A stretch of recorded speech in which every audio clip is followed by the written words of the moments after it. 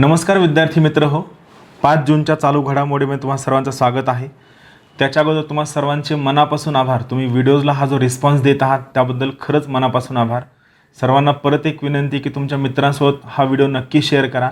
आणि खूप सर्व विद्यार्थ्यांनी हा मेसेज केला की सर सिरीज डिस्कंटिन्यू करू नका. तर मी तुम्हाला हा शब्द देतो की ही रोजच्या न्यूजची सिरीज कधीही डिस्कंटिन्यू होणार नाही. सोबत हा पण शब्द देतो की ही जी न्यूजची सिरीज आहे यावर आपण खूप मोठ्या प्रमाणात प्रयोग करू, खूप सगळ्या गोष्टी नाविन्यपूर्ण आणण्याचा प्रयत्न करू व तुम्हाला इन्फॉर्मेशन देण्याचा प्रयत्न करू. सो तुम्ही दिलेल्या रिस्पॉन्सबद्दल खरंच तुमचा आभारी आहे. आणि उद्यापासून आम्ही हा प्रयत्न करत आहोत की ही सेम चालू घडामोडीची सिरीज तुम्हाला सकाळी कशी देण्यात येईल. अडचण अशी आहे की लॉकडाऊन असल्यामुळे आम्हाला खूप सर्व लोकांना ऑफिसला लवकर येता येत नाही, न्यूजपेपर लवकर मिळत नाही, म्हणून थोडंसं लेट होतं आहे. पण आम्ही प्रयत्नांची पराकाष्ठा करू की उद्यापासून तुम्हाला सेम करंट इव्हेंटची सिरीज लवकरात लवकर म्हणजे सकाळी तुमच्या चहाच्या घोटाला तुम्ही हा व्हिडिओ पाहत असावा अशी आमची इच्छा आहे. सो आपण प्रयत्न करूया. सो तुम्हाला सर्वांचं स्वागत आहे 5 जूनच्या चालू घडामोडीच्या लेक्चरमध्ये. त्याच्या अगोदर आजची महत्त्वाची गोष्ट, आज जागतिक पर्यावरण दिन आहे. या जागतिक पर्यावरण दिनाबद्दल सुद्धा मी थोड्याच वेळानं परत आणखीन एक व्हिडिओ बनवणार आहे. महत्त्वाची गोष्ट, हा जो जागतिक पर्यावरण दिन आहे याची थीम आहे, यावेळीची थीम आहे बायोडायव्हर्सिटी. सो आपण ह्या सर्व न्यूजचं थोडक्यात ॲनालिसिस आज पाहणार आहोत. सो आपण सुरू करूया. सगळ्यात पहिली महत्त्वाची न्यूज आहे ती आहे टाळेबंदीमुळं म्हणजे लॉकडाऊनमुळं ज्या सगळ्या आर्थिक अडचणी निर्माण झाल्यात त्यातलं आणखीन एक महत्त्वाची अडचण ही आहे की रिझर्व्ह बँक ऑफ इंडियानं सर्व बँकांना कर्ज घेण्यावरती सुरुवातीला 3 महिने व परत 3 महिने या सोयीनं सध्या एकूण 6 महिन्यांचा मोरॅटोरियम लावलेला आहे. मोरॅटोरियम लावलेला म्हणजे काय, तर त्यामध्ये तुमच्याकडनं 6 महिने जो इन्स्टॉलमेंट असते, टप्पा असतो, हा टप्पा घेतला जाणार नाही. हे सगळ्यांना पटतंय. फक्त यामध्ये एका याचिकेवरती सुप्रीम कोर्टनं स्वतः विचारलेलं आहे की तुम्ही टप्पा घेत नाहीत, इन्स्टॉलमेंट घेत नाहीत, पण तुम्ही त्यावरचं व्याज घेतात, हे व्याज माफ का करता येऊ शकत नाही. कारण व्याज तर लोकांना द्यावं लागते. सो याबद्दल खूप सगळ्या ग्राहक संघटना असतील किंवा इतर सर्वांमध्ये तीव्र नाराजी आहे. यावर सुप्रीम कोर्टानं स्वतः विचारलेलं आहे की तुम्ही हा जो मोरॅटोरियम लावलेला आहे, हे जो कर्ज परत घेण्यावरती बंदी लावलेली आहे, यावरचं व्याज माफ का करण्यात येऊ नये याचा अभ्यास करून तुम्ही अहवाल मांडावा. याला एक छोटीशी गोष्ट मला तुम्हाला सांगायची की या व्याज माफीला उदय कोटक यांचा विरोध आहे. उदय कोटक कोण आहेत हे आपण थोडक्यात पाहणार आहोत. फक्त इथं या सर्व न्यूजमध्ये बेसिकली दुसरं काही महत्त्वाचं नाही आहे. फक्त एक महत्त्वाच्या संस्थेचं नाव इथं आलं आहे. ते नाव आहे CII म्हणजे काय, कॉन्फेडरेशन ऑफ इंडियन इंडस्ट्रीज म्हणजे भारतीय उद्योग महासंघ. तर याबद्दल आपण थोडक्यात पाहणार आहोत. CII confederation of Indian industries किंवा भारतीय उद्योग महासंघ याबद्दल आपण थोडक्यात पाहणार आहोत. सो CIIचा फुल फॉर्म आहे कॉन्फेडरेशन ऑफ इंडियन इंडस्ट्रीज म्हणजेच भारतीय उद्योग महासंघ. महत्त्वाची गोष्ट, याची स्थापना 1895 साली झाली. 2020 साली CIIला 125 वर्ष पूर्ण झालेले आहेत. हे पण प्रिलिम्सच्या सोयीनं लक्षात ठेवा. कॉन्फेडरेशन ऑफ इंडियन इंडस्ट्रीज CIIला 2020 साली 125 वर्ष पूर्ण झालेले आहेत. याचं मुख्यालय नवी दिल्लीमध्ये आहे. CIIचे अध्यक्ष उदय कोटक आहेत. हे तीनही गोष्टी लक्षात ठेवा. CII ही सरकारी संस्था नाही. परत एकदा सांगतो, CIIचं कॅरेक्टर काय आहे, तर CII ही बेसिकली नॉन गव्हर्नमेंटल इन्स्टिट्यूशन आहे. ही नॉट फॉर प्रॉफिट इन्स्टिट्यूशन आहे जी उद्योगांना मदत करणं, प्रोत्साहन देणं, त्यांच्या अडचणी सोडविणं, त्यांच्या अडचणींच्या बाबत सरकार व उद्योगधंदे यांच्यामध्ये महत्त्वाचं कम्युनिकेटरचं काम करणं हे CII करते. ही इंडस्ट्री लेड म्हणजे उद्योगधंद्यांनी स्थापन केलेली व उद्योगधंद्यांमार्फत मॅनेज व्यवस्थापित केलेली महत्त्वाची संस्था आहे. हे लक्षात ठेवा. Non government, not for profit, उद्योगधंद्यांनी स्थापन केलेली, उद्योगधंद्यांनी व्यवस्थापित केलेली महत्त्वाची संस्था आहे. हे लक्षात ठेवा. याच्यावरती प्रश्न नसतो, पण बऱ्याचदा काय होतं, तुम्ही चालू घडामोडीचे मॅगझिन किंवा इयरबुक जर पाहाल तर या CII बद्दल एवढी भरमसाठ माहिती असते की ती माहिती बघून आपण घाबरून जातो. खूप जास्त गोष्टी करायच्या नाही. CII सारख्या जवळपास 100-150 संस्था आहेत. मला सांगा, प्रत्येक संस्थेची एवढी सगळी माहिती लक्षात ठेवणं, ती पाठ करणं आपल्याला प्रॅक्टिकली शक्य असणार आहे का? सो प्रॅक्टिकली शक्य असणार नाही आहे. सो तुम्हाला सुचवेल जेवढी माहिती मी सांगतोय तेवढी लक्षात ठेवण्याचा प्रयत्न करा. याच्या आधारावरती तुम्ही कोणताही टेक्निकल किंवा क्रिटिकल प्रश्न सहज सोडवू शकता. त्यानंतर पुढची महत्त्वाची न्यूज आहे, आभासी प्रणालीतून न्यायदानाचे कार्य अव्याहत म्हणजे कंटिन्युअस सुरू आहे. आभासी प्रणाली म्हणजे काय, व्हर्च्युअल सिस्टीम. व्हर्च्युअल म्हणजे काय, कम्प्युटरच्या सहाय्यानं. म्हणजे काय, इंटरनेट आणि कम्प्युटरच्या सहाय्यानं ऑनलाईन प्रणालीच्या मार्फत आजही न्यायदानाचं काम सुरू आहे, ते कुठेही थांबलेलं नाही आहे. इथं तुमचा जो कम्प्युटर नावाचा जनरल स्टडीज पेपर 4मध्ये मुद्दा आहे संगणक, त्या संगणकाशी महत्त्वाच्या असणाऱ्या एक 4 ॲपबद्दल मी तुम्हाला सांगणार आहे. सो सुप्रीम कोर्टनं न्यायदानाचं काम करताना आत्तापर्यंत 4 महत्त्वाच्या ॲपची किंवा 4 महत्त्वाच्या सॉफ्टवेअरची मदत घेतलेली आहे. त्या 4 सॉफ्टवेअरची नावं मी पुढं दिलेली आहेत किंवा इथं सुद्धा तुम्ही पाहू शकता या 4 प्रणालींचं नाव दिलेलं आहे. आपण त्या 4 प्रणालींचं नाव समजून घेऊया. सगळ्यात पहिला आहे झूम ॲप. तुम्हाला माहीत असेल झूम ॲप. झूम ॲपबद्दल मी मागच्या एका व्हिडिओमध्ये सुद्धा सांगितलेला आहे. तो मागचा करंटचा व्हिडिओ जर तुम्ही पाहितला असाल तर त्यात तुम्हाला लक्षात येईल की झूम ॲपबद्दल खूप चांगली माहिती दिलेली आहे. सुरुवातीला न्यायव्यवस्थेनं झूम ॲपचा वापर केला, पण नंतर प्रायव्हसी आणि सुरक्षिततेच्या दृष्टीनं झूम ॲप इनसेक्युअर वाटल्यामुळे त्याचा वापर थांबवण्यात आला. त्यानंतर national informatics centre NIC national informatics सेंटरनं डेव्हलप केलेल्या व्हिडिओ ॲपचा आपण वापर केला. पण या NICनं डेव्हलप केलेल्या व्हिडिओ ॲपमध्ये सुद्धा खूप सगळ्या टेक्नॉलॉजिकल अडचणी आणि इरर येत होत्या व अडचणी खूप जास्त येत होत्या. यामुळं आपण या व्हिडिओ ॲपचा वापरसुद्धा थांबविला. त्यानंतर मायक्रोसॉफ्टचं एक टीम नावाचं ॲप आहे. सो या ॲपचा वापर करण्यात आला व सध्या CDAC काय आहे, centre for development of advanced computing. CDAC काय आहे, centre for development of advanced computing यांनी डेव्हलप केलेला वेबॅक्स नावाचा ॲपचा आपण सध्या वापर करत आहोत. 4ही ॲपची नावं लक्षात ठेवा. तुमच्या संगणक नावाच्या चॅप्टरमध्ये महत्त्वाचं आहे. यावर जर परत कधी करंट इव्हेंटमध्ये काही आलं तर तुम्ही ते गो थ्रू करा. यावरती राज्यसेवा मुख्य किंवा इतर कोणत्याही STI मुख्य किंवा इतर परीक्षेमध्ये प्रश्न विचारला जाऊ शकतो. झूम ॲप, त्यानंतर व्हिडिओ ॲप, त्यानंतर मायक्रोसॉफ्टचं टीम ॲप आणि सगळ्यात शेवटचं आहे वेबॅक्स नावाचं ॲप. इथं ही जी NIC नावाची संस्था आहे ही सरकारीची महत्त्वाची संस्था आहे. आपण या संस्थेबद्दल एक 4 ओळी महत्त्वाच्या समजून घेऊया. सगळ्यात महत्त्वाची गोष्ट NICचा फुल फॉर्म आहे नॅशनल इन्फॉर्मेटिक्स सेंटर NIC. याची स्थापना 1976 साली झाली नवी दिल्लीमध्ये. नॅशनल इन्फॉर्मेटिक्स सेंटर 1976 नवी दिल्लीमध्ये स्थापना झाली. सगळ्यात महत्त्वाची गोष्ट NIC हे कोणत्या मंत्रालयाच्या अंतर्गत येतं किंवा NICची पॅरेंट ऑर्गनायझेशन कोणती आहे, म्हणजे त्यांच्यावर देखरेख करणारी, त्यांचं समन्वयन करणारी, त्यांच्यावर नियंत्रण करणारी महत्त्वाची संस्था कोणती आहे, तर ती आहे ministry of electronics and information technology. ही NICची पॅरेंट ऑर्गनायझेशन आहे. Ministry of electronics and information technology ही NICची पॅरेंट ऑर्गनायझेशन आहे. त्यानंतरची पुढची महत्त्वाची न्यूज आहे, पर्यावरण निकष डावलून पर्यावरणाला मंजुरी देण्यात येते आणि याचं प्रमाण खूप मोठ्या प्रमाणात वाढलं आहे. सो यामुळं स्थानिक लोकांचा अनरेस्ट असेल, पर्यावरणाची प्रदूषणाची वाढणारी पातळी असेल, या खूप सगळ्या अडचणी आहेत. सो याची अडचण काय होते की एका बाजूला आपण आर्थिक विकास करतोय, पण दुसऱ्या बाजूला त्याच बरोबरीनं कुठंतरी पर्यावरणाची हानी होतीये व याचे खूप मोठे परिणाम आपल्याला भोगावे लागू शकतात. सो आज यामध्ये मी तुम्हाला फक्त एक कन्सेप्ट समजावून सांगणार आहे, जो कन्सेप्ट तुमच्या जनरल स्टडीज पेपर 1 आणि जनरल स्टडीज पेपर 4 या 4ही पेपरचा भाग आहे. त्या टॉपिकचं नाव आहे एन्व्हायरमेंटल इम्पॅक्ट असेसमेंट.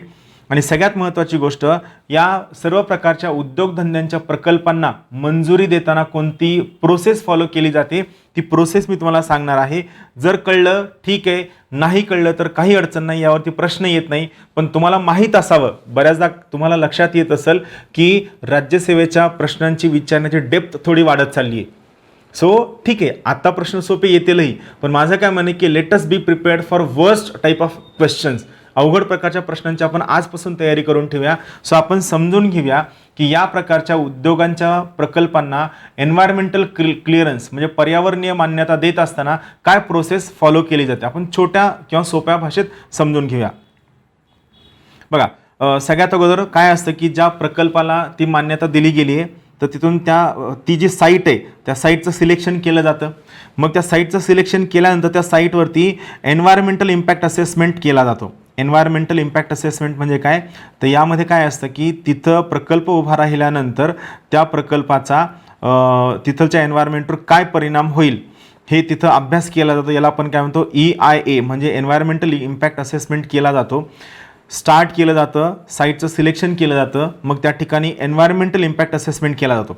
आता हा जो इम्पॅक्ट असेसमेंट आहे हा जो डेव्हलपर आहे, जो व्यक्ती त्या ठिकाणी ते उद्योगधंदा स्थापन करणार आहे, त्याने हा एन्व्हायरमेंटल इम्पॅक्ट असेसमेंट करायचा असतो. पण तो करताना त्यानं तो इंडिपेंडेंट संस्थांच्या मार्फत करायचा असतो. आता हा एन्व्हायरमेंटल इम्पॅक्ट असेसमेंटचा जो काही रिपोर्ट आहे, हा रिपोर्ट मग नो ऑब्जेक्शन सर्टिफिकेटसाठी अप्लाय केलं जातं. आता नो ऑब्जेक्शन सर्टिफिकेटसाठी अप्लाय केल्यानंतर मग त्यानंतर SPCB म्हणजे काय, स्टेट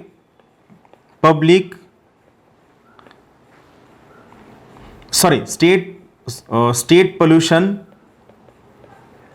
कंट्रोल बोर्ड, हे SPCBचा फुल फॉर्म आहे, म्हणजे राज्य प्रदूषण नियंत्रक मंडळ. सो SPCB काय करतं, पब्लिक हिअरिंग अरेंज करतं. म्हणजे काय, ती साईट आहे, त्या ठिकाणी उद्योगधंदा स्थापन केला जाणार आहे. मग यासाठी त्या डेव्हलपरनं किंवा त्या उद्योजकांना त्या पूर्ण साईटचा अभ्यास केला, त्याचा इंडिपेंडेंटली अभ्यास केला, त्याचा एक रिपोर्ट बनवला.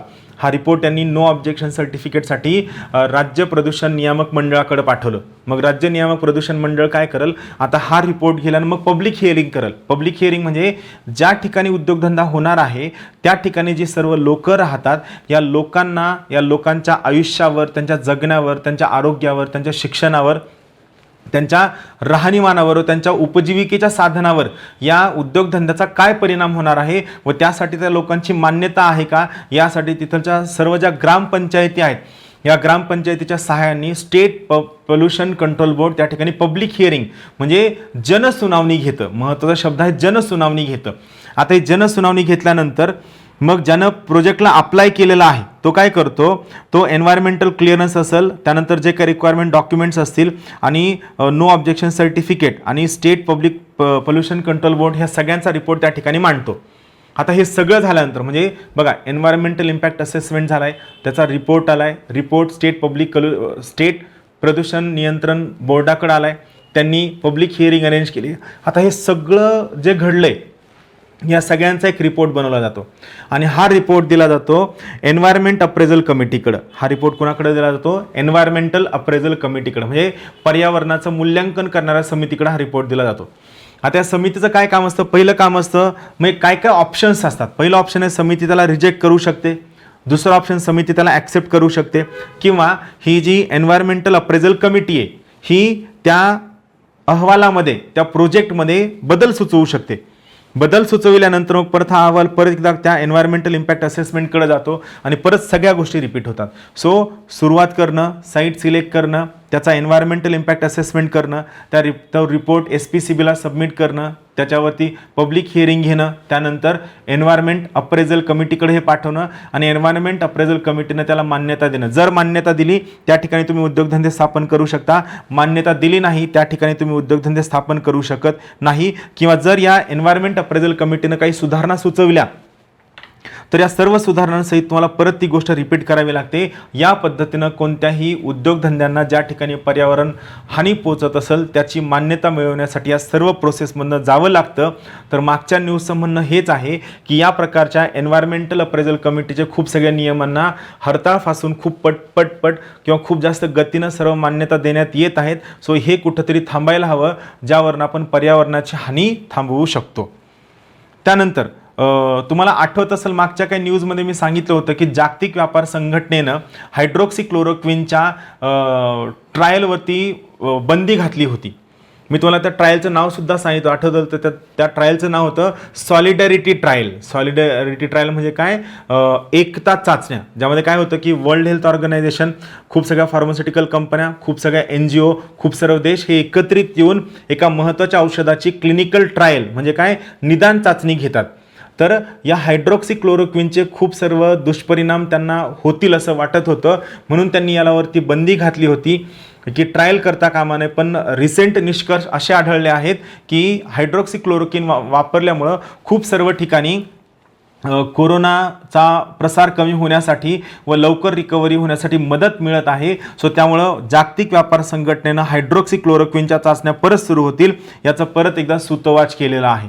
लक्षात ठेवा, बेसिकली बाकी तर इथं महत्त्वाची इन्फॉर्मेशन सांगायचं नाही आहे, सर्व गोष्टी ऑलरेडी मागच्या व्हिडिओमध्ये रिपीट झालेल्या आहेत. फक्त इथं दोन गोष्टी सांगायच्यात. हायड्रोक्सीक्लोरोक्विनचा ओरिजिनल वापर जो आहे हा मलेरिया ट्रीटमेंटसाठी होतो आणि हायड्रोक्सीक्लोरोक्विन हे प्लॅकेनिल या ब्रँड नेमच्या अंडर विकलं जातं. लक्षात ठेवा, याचं नाव लक्षात ठेवा. हायड्रोक्सीक्लोरोक्विन हे प्लॅकेनिल या ब्रँड नेमच्या अंतर्गत विकलं जातं.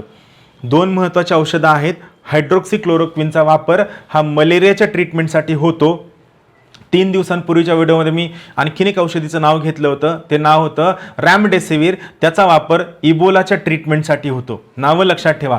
हायड्रोक्सिक्लोरोक्विनचा वापर मलेरियाच्या ट्रीटमेंटसाठी, रॅमडेसिवीर नावाच्या औषधीचा वापर हा इबोलाच्या ट्रीटमेंटसाठी होतो. आणि त्या ट्रायलचं किंवा त्या क्लिनिकल चाचणीचं नाव लक्षात ठेवा. त्या चाचणीचं नाव आहे सॉलिडॅरिटी ट्रायल किंवा एकता चाचणी. 2 महत्त्वाची नावं तुम्हाला सांगायची आहेत. टेड्रोस घेब्रेसिस हे जागतिक व्यापार संघटनेचे डायरेक्टर जनरल आहेत, तर सौम्या विश्वनाथन या भारतातर्फे त्या ठिकाणी जागतिक व्यापार संघटनेच्या डेप्युटी डायरेक्टर आहेत. ही दोनही नावं लक्षात ठेवा. त्यानंतरची पुढची महत्त्वाची न्यूज आहे टाइम्स हायर एज्युकेशन ग्रुपनं जी वर्ल्ड युनिव्हर्सिटीची रँकिंग दिली आहे तर त्याबद्दल त्यांनी सांगितलं. त्यामुळे त्यांचं म्हणणं आहे की आशियातील पहिल्या 100 विद्यापीठांमध्ये भारतातील फक्त 8 विद्यापीठं आहेत. म्हणजे तुम्हाला लक्षात आलं असेल की आपल्या हायर एज्युकेशन इन्स्टिट्यूशनचं स्टेटस सध्या काय आहे. मी जगाबद्दल बोलत नाही, मी फक्त भारताबद्दल बोलत आहे. तर भारतातल्या सुद्धा जवळपास 100 विद्यापीठांमध्ये फक्त भारतातील 8च विद्यापीठांना स्थान मिळू शकलं आणि त्यामध्ये पण फक्त IITs आणि IISc फक्त याच विद्यापीठांची नावं आघाडीवरती आहेत. बाकी रेग्युलर कोणतीही युनिव्हर्सिटी यामध्ये आघाडीवरती नाही. आपण यामध्ये आणखीन एक छोटी गोष्ट तुम्हाला सांगायची आहे.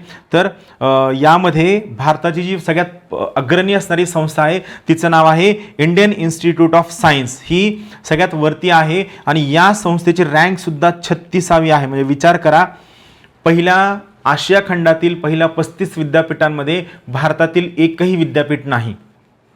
100मध्ये 8 आलात म्हणजे खूप कौतुकाची बाब नाही आहे. 100मध्ये 8 असलं तर त्यामध्ये ॲटलिस्ट पहिल्या 10मध्ये आपली एक तरी असायला हवी. तर असं न होता आपली जी सगळ्यात मोठी संस्था आहे ती आहे इंडियन इन्स्टिट्यूट ऑफ सायन्स. हिची रँक सध्या 36वी आहे टाइम्स हायर एज्युकेशनच्या रँकिंगनुसार. यामध्ये महत्त्वाची गोष्ट, नवीन सुरू झालेली IIT रोपार जी आता रिसेंटमध्ये सुरू झालेली आहे ते IIT रोपार ही 47व्या स्थानावरती आहे. ही सरळ कौतुकाची बाब आहे की त्यांनी नवीन सुरू झाल्यानंतर सगळ्यात पहिल्याच वर्षी स्वतःचं नाव त्या पहिल्या 100मध्ये कोरण्याचा मान मिळवलेला आहे. आणि आपण अशी अपेक्षा करूया की IIT रोपार हे आणखीन खूप चांगला रँक मिळवत जाईल. थोडी इन्फॉर्मेशन समोर सांगितली आहे. आशियामधल्या सगळ्यात महत्त्वाच्या गोष्टी टॉपच्या 5 युनिव्हर्सिटी कोणत्या आहेत तर सगळ्यात पहिली आहे सिंघुआ युनिव्हर्सिटी चायना, त्यानंतर पेकिंग युनिव्हर्सिटी चायना, त्यानंतर national university Singapore, university of हाँगकाँग आणि द हाँगकाँग university of science and technology.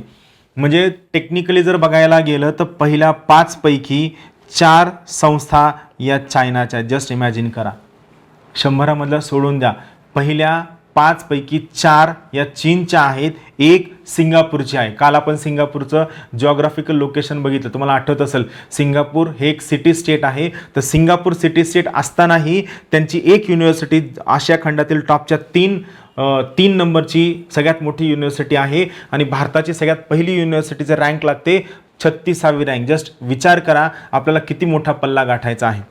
त्यानंतर या 100मध्ये असणाऱ्या टॉपच्या 5 भारतीय संस्था कोणत्या आहेत तर सगळ्यात पहिली आहे Indian institute of science Bengaluru, दुसरी आहे IIT रोपार, IITचा फुल फॉर्म तुम्हाला माहीत असेल इंडियन इन्स्टिट्यूट ऑफ टेक्नॉलॉजी, तिसरी आहे IIT इंदोर, चौथी आहे IIT बॉम्बे, 5वी आहे IIT दिल्ली. सो या 5 संस्था आहेत ज्या टॉपच्या 100मध्ये आहेत पण त्यांचे रँकिंग सुरू होते 36व्या क्रमांकापासून त्यांची रँक सुरू होते. त्यानंतरची पुढची महत्त्वाची न्यूज आहे ज्येष्ठ दिग्दर्शक बसू चॅटर्जी हे कालवश झालेले आहेत. त्यांना विनम्र श्रद्धांजली. त्यांच्या खूप सर्व वाखाणण्याजोगे सर्व काम आहे त्याबद्दल आपण त्यांना श्रद्धांजली वाहूया. Thank you very much.